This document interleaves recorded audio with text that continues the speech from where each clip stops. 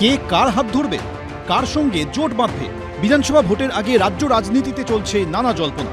এর মধ্যে চমকপ্রদভাবে বুধবার রাতে নিউটাউনের ওয়েস্টিন হোটেলে গিয়ে সাসপেন্ডেড তৃণমূল নেতা এবং জনতা উন্নয়ন পার্টির চেয়ারম্যান হুমায়ুন কবিরের সঙ্গে বৈঠক করেন সিপিএমের রাজ্য সম্পাদক মোহাম্মদ সেলিম।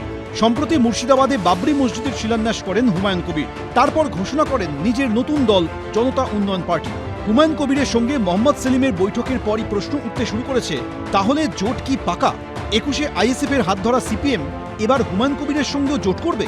মোহাম্মদ সেলিম এখনই শিলমোহর দিতে না চাইলেও হুমায়ুন কবিরের গলায় কিন্তু অন্য সুর।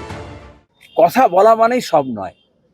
অনেক সময় বিয়ে বাড়িতে কারোর সঙ্গে দেখা হয়, কেউ কেউ সেলফি তুলে নেয়, তার মানে কিন্তু প্রেম করছে না, তার মানে বিয়ে করছে না।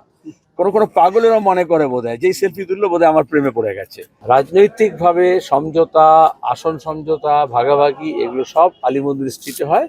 বিজেপি আর তৃণমূল এই দুটো দল বাদ দিয়ে আমরা সবাই ঐক্যবদ্ধ হতে চাইছি। তৃণমূলকে সরাতে চাই, ক্ষমতাচ্যুত করতে চাই এবং বিজেপিকে যারা রুখতে চায় তাদের সঙ্গে এইসব ভাবাপন্ন মানুষদের সঙ্গে একটা সমঝোতা বা জোট সেটা হওয়ার প্রবল সম্ভাবনা তৈরি হয়েছে। 21-এ সিপিএম আইএসএফ এর সঙ্গে জোট করলেও কংগ্রেসের সঙ্গে আইএসএফ এর মনিবনা হয়নি। এবার হুমায়ুন কবিরের সঙ্গে সিপিএম এর রাজ্য সম্পাদকের বৈঠক নিয়ে কংগ্রেসের গলায় কার্যত বিরক্তির সুর। কার সঙ্গে জোট করবে আমি আর কি করব?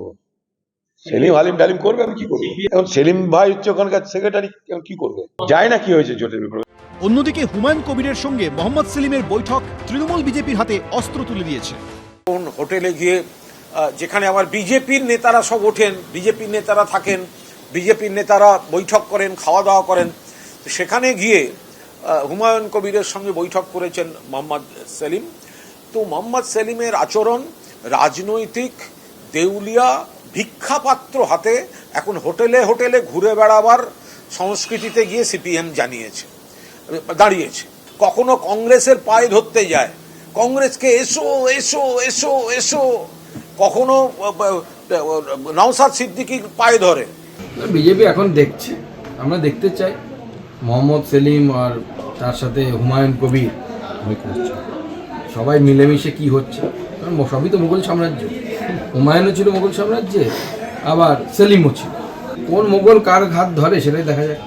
শেষ অবধি বিধানসভা ভোটের আগে রাজ্য রাজনীতির সমীকরণ কি দাঁড়াবে সেদিকেই নজর সকলের। রাজীব চৌধুরী, সোমনাথ মিত্র, আশাবুল হোসেন, এবিপি আনন্দ। এবিপি আনন্দ, এগিয়ে থাকে, এগিয়ে রাখে।